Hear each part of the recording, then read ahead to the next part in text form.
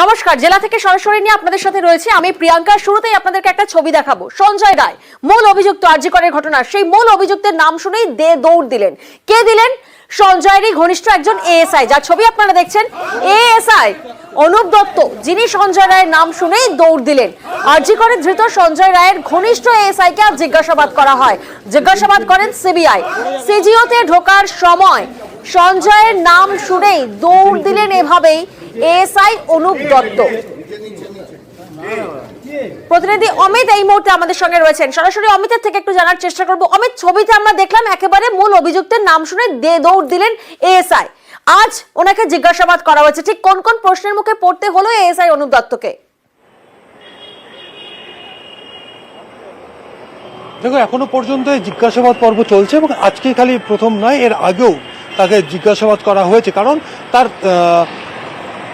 4th ব্যাটালিয়নের ব্যারাকের যে ঘরে সঞ্জয় রায় গত 3 বছর ধরে থাকতেন, সেই ঘরটি এই এএসআই অনুপ দত্তের নামে অ্যালার্টেড, বা এই অনুপ দত্তের নামে সেটি দেওয়া রয়েছে। সেখানেই তিনি গত 3 বছর ধরে সঞ্জয় রায় থাকতেন। সেক্ষেত্রে ঘটনার দিন ওই ব্যারাক থেকেই যেহেতু বেরিয়ে গিয়েছিলেন আরজি করার উদ্দেশ্যে, ঘটনার পরবর্তী সময়ে সেই ব্যারাকে ফিরে আসেন।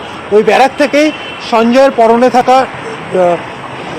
জামা কাপড় কিন্তু বাজেয়াপ্ত করে কলকাতা পুলিশ। সেক্ষেত্রে অত্যন্ত ঘনিষ্ঠ এই অনুপের, অত্যন্ত ঘনিষ্ঠ এই সঞ্জয় রায়। সেক্ষেত্রে সঞ্জয় এই মুহূর্তে সিবিআই কাস্টাডিতে রয়েছে। সঞ্জয় সম্পর্কে কি কি তথ্য জানেন এই অনুপ দত্ত, তার বডি ল্যাঙ্গুয়েজ কি কেমন থাকে, তার গতিবিধি কেমন, সেই বিষয়গুলো যেমন এর আগের দিন জিজ্ঞাসাবাদ পর্বে ছিল, আমরা সিবিআই সূত্রে জানতে পেরেছিলাম।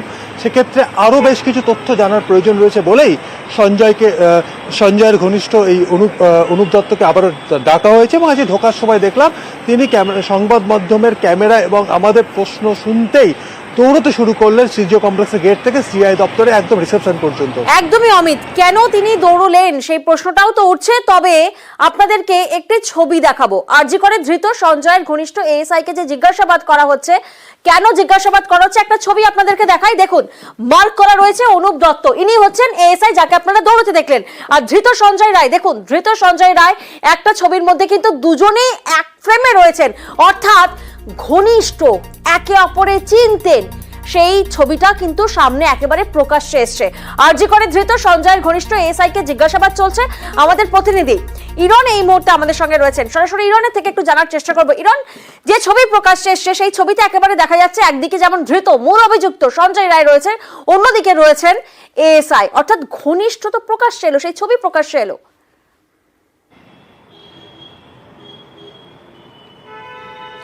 দেখো, নিউজ 18 বাংলার হাতে যে ছবি এসে পৌঁছেছে, ছবি অনুযায়ী দেখা যাচ্ছে এক নয় বেশ কয়েকটি ছবিতে সঞ্জয় রায় এবং অনুপ দত্ত দুজনেই একই ফ্রেমবন্দি পাশাপাশি রয়েছেন। এবং একটা ছবিতে সেলফি তুলছেন সঞ্জয় রায়, সেখানে অনুপ দত্ত রয়েছেন।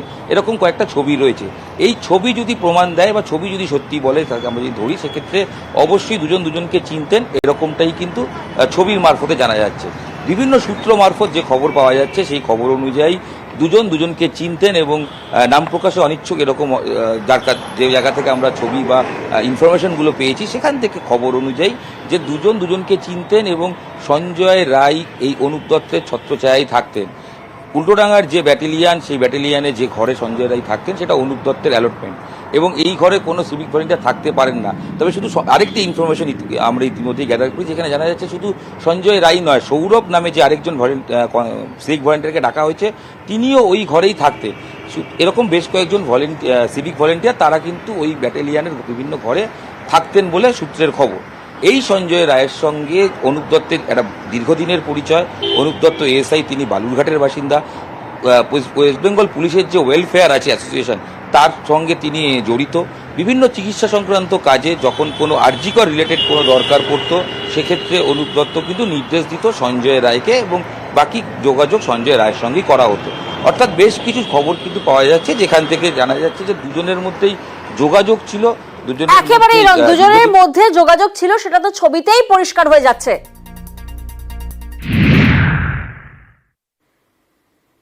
আমরা দেখলাম ছবিতে একদিকে মূল অভিযুক্ত সঞ্জয় রায়, অন্যদিকে অনুপ দত্ত। অনুপ দত্ত আজ জিজ্ঞাসাবাদের মুখে এবং তিনি রীতিমতো দৌড়চ্ছেন।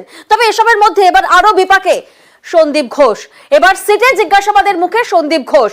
অর্থাৎ আরো বিপাকে এবার সন্দীপ ঘোষ। আমরা দেখেছি ম্যারাথন জিজ্ঞাসাবাদ চলছে, সন্দীপ ঘোষকে জিজ্ঞাসাবাদ করছেন সিবিআই, এবং এবার আরো বিপাকে, কারণ এবার সিটের জিজ্ঞাসাবাদের মুখে সন্দীপ ঘোষ, সন্দীপের বিরুদ্ধে দুর্নীতি তদন্তের তৎপরতা, একাধিক অভিযোগ স্বাস্থ্য দপ্তরে জমা পড়েছে। আর্থিক দুর্নীতি তদন্তে সিট গঠন এবার রাজ্যের।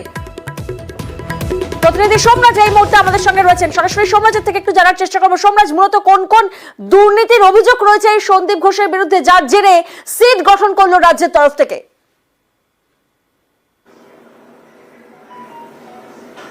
দেখো, স্বাস্থ্য দপ্তরের ভিজিলেন্স শাখায় মূলত দুটি অভিযোগ জমা পড়েছিল।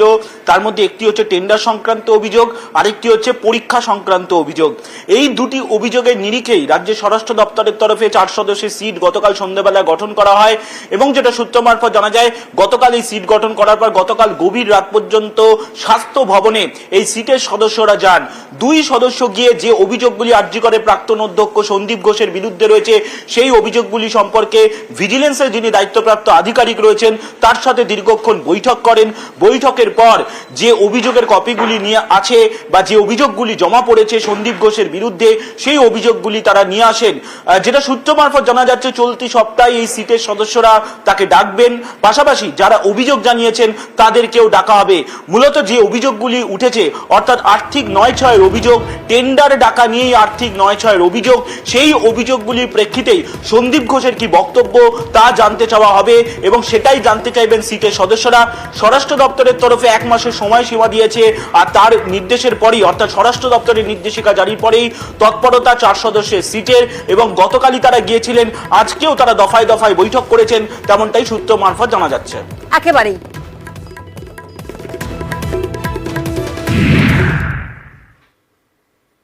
দফায় দফায় বৈঠকে সিটের সদস্যরা আরো বিপাকে সন্দীপ ঘোষ, কারণ তার বিরুদ্ধে ভুরি ভুরি অভিযোগ সামনে আসছে। এবার সন্দীপের দুর্নীতি নিয়ে ভিজিলেন্সে চিঠি, আপনাদেরকে জানিয়ে রাখি 23 কিন্তু ভিজিলেন্সের চিঠি আপনাদের জানাই যে যেহেতু সন্দীপ ঘোষ একাধিক অভিযোগ, সেই সন্দীপ ঘোষকে 23 স্বাস্থ্য দপ্তরের চিঠি ভিজিলেন্সে। তদন্ত চেয়ে চিঠি দেয় কে না হেলথ রিক্রুটমেন্ট বোর্ড। স্বাস্থ্য ভবনের কর্তার হস্তক্ষেপে তদন্ত বন্ধের অভিযোগ। 2023 স্বাস্থ্য দপ্তরের চিঠি ভিজিলেন্সে, যেখানে তদন্ত চেয়ে চিঠি দেয় হেলথ রিক্রুটমেন্ট বোর্ড। প্রতিনিধি অভিজিৎ এই মুহূর্তে আমাদের সঙ্গে রয়েছেন। অভিজিৎ, তোমার থেকে একবার জানার চেষ্টা করবো, মূলত কোন কোন অভিযোগ ছিল এই সন্দীপ ঘোষের বিরুদ্ধে এবং কেন সেই তদন্ত বন্ধ হলো?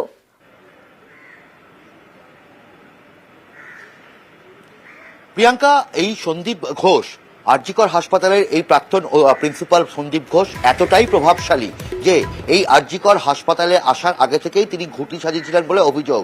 যখন পাকসাকাসের কলকাতা ন্যাশনাল মেডিকেল কলেজ হাসপাতালের তিনি সুপার ছিলেন, সেই সময় থেকেই তার প্রভাব প্রতিপত্তির সূত্রপাত, এবং তারপরে এই আরজিকর হাসপাতালে আসার পর থেকেই তার এই প্রভাব প্রতিপত্তি অনেকটাই বাড়তে থাকে। এবং তার বিরুদ্ধে যেগুলো অভিযোগ, মানে কেলেঙ্কারি কতটা পাহাড় প্রমাণ দুর্নীতি, যে দিনের পর দিন ধরে সরকারি অর্থ তছরূপ থেকে শুরু করে 3টে সুলভ শৌচাগার নির্মাণ, 5টি খাবারের দোকান, 3টি ক্যান্টিন, 1টি ক্যাফেটেরিয়া এই হাসপাতালের ভেতরে বেআইনিভাবে নির্মাণের অভিযোগ, এবং স্বাস্থ্য দপ্তর এবং কলেজ কাউন্সিলের অনুমতি ছাড়াই এই সমস্তগুলোই নির্মাণ করা হয়েছে। 3 জন নির্দিষ্ট ভেন্ডার যারা এখানে বিভিন্ন জিনিসপত্র সরবরাহ করে, তাদের সঙ্গে অবৈধ যোগাযোগ রেখে এখান থেকে টাকা নেওয়া, এবং একই সঙ্গে যে সমস্ত 1 কোটি টাকার ওপরে যে সমস্ত টেন্ডার, সেগুলো নিয়ম বহির্ভূতভাবে কয়েকজন পছন্দের লোককে তিনি পাইয়ে দিতেন, যাদের আদৌ টেন্ডারে অংশ নেওয়ারই যোগ্যতা ছিল না। এখানেই শেষ নয়, অ্যাকাউন্টস অফিসারের সমস্ত কিছু নিয়ম নীতিকে অগ্রাহ্য করে, চিঠিকে অগ্রাহ্য করে তিনি তার পছন্দের লোককে টাকা পাইয়ে দিতেন। এবং একই সঙ্গে এখানে পিডব্লিউডি যাদের কাজ করার কথা সিভিল এবং ইলেকট্রিক্যালের কাজ, তাদেরকে বাদ দিয়ে এখানে বাইরে থেকে থার্ড পার্টিতে তিনি কাজ করাতেন, এবং বিভিন্ন টেন্ডার থেকে 20% কমিশন খেতেন, এমনও অভিযোগ উঠেছে। তার বিরুদ্ধে লিখিত অভিযোগ দায়ের হয়েছিল, এবং এখানকারই প্রাক্তন ডেপুটি সুপারিনটেন্ডেন্ট আক্তার আলী এই অভিযোগ করেন। এবং এখানে একেবারে অভিজিৎ, বোঝাই যাচ্ছে এই সন্দীপ ঘোষের বিরুদ্ধে অভিযোগের পাহাড়, ভুরি ভুরি অভিযোগ, এবং আগেই অভিযোগ জানিয়েছিলেন আরজিকরের প্রাক্তন ডেপুটি সুপার আক্তার আলী। সঙ্গে গন্ডগোল হয় ওই ফেব্রুয়ারি 2023 সালে উনি কিছু অফিসারকে গিফট দিয়েছিলেন, সেই নোটশিটও আমি সই করে নিই এনএমসি ইন্সপেক্টরে। এটা তো ওয়ান কাইন্ড অফ ঘুষ। এগুলো আমি প্রতিবাদ করেছিলাম বলে রাতারাতি, আমার শুধু না, অনেক ডাক্তার যারা প্রোটেস্ট করতেন, ওনার নিয়মগুলো মানতেন না, বেআইনি কাজগুলোকে সাপোর্ট করতেন না, রাতারাতি বেছে বেছে তাদেরকে উনি ট্রান্সফার করেছেন। উনি একটা নিজের সাম্রাজ্য ওখানে তৈরি করে পুরো মানে মেডিকেল মাফিয়া হিসাবে চালাতেন। সমস্ত ট্রান্সফার লিস্ট সব আরজি করে হয়, প্রমোশনের লিস্ট আরজি করে হয়। হেলথ রিক্রুটমেন্ট বোর্ডে আমার পোস্টিং হলো, তারপরে আমাকে বসিয়ে দিল। আমি 52 দিন বসেছিলাম, আমি হয়তো পেনশন পাবো না। উনি এতটা পাওয়ারফুল কি আমি নিজেই সাফারার হয়ে গেলাম, ওনার কিছুই হলো না। রাজ্য মুখ্যমন্ত্রীর ওপরে ভরসা আছে কি উনি জাস্টিস করবেন।